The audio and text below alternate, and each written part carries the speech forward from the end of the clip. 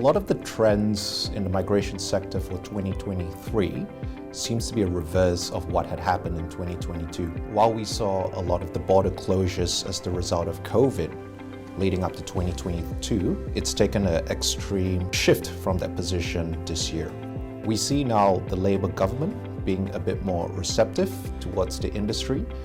They've implemented certain strategies and certain rules to make it more easier for people to remain in Australia permanently. In 2017, there was a rule introduced by the coalition government at that time, which prevented people from achieving permanent residency unless you're in a particular subset of an occupation.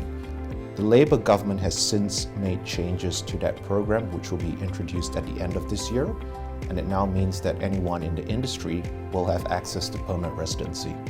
We think that's really ground shifting and encouraging the growth of our economy. Another change we saw was the net migration numbers. Traditionally, pre-COVID, that sort of sat around the 200,000 or so figures. Over COVID, that dropped to negative 80,000. The implication of having it at negative 80,000 is you get in a shrinking economy, you get negative productivity, you get negative growth. We've now seen that increase, and projection is this year it will sit somewhere between 3 to 500,000. So you'll get effectively 3 to 500,000 new people coming in versus those going out. What that then means is we anticipate a stronger economy. And so we saw on 1 July, the government introduced changes where the New Zealand citizens now have a direct pathway to Australian citizenship.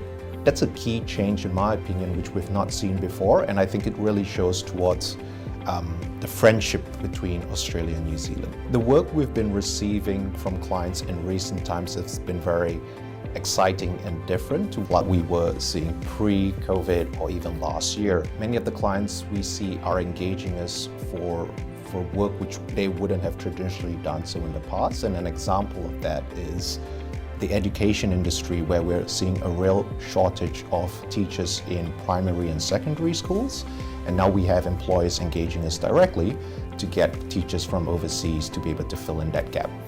But in addition to that, we still have our traditional uses of this visa program. So think about your consultants, think about your healthcare providers, think about anyone else in auditing services. My outlook with the migration program for the next couple of months and probably leading into 2024 is we anticipate it to be a strong market in the sense that we have a lot more demand and there is supply. Employers still will struggle to fill in talent, and my read of the market is they'll continue engaging with the visa sponsorship program to be able to source people in from overseas to help plug any gaps they find in their workforce. Wage inflation, in my opinion, still continues to be an issue, so clients who we assist in the manufacturing sector still continue to express issues with locating sensible workforce numbers, and so they don't have enough people in that industry, and so having to go overseas to help fill that gap. I think our traditional uses of the work visa program,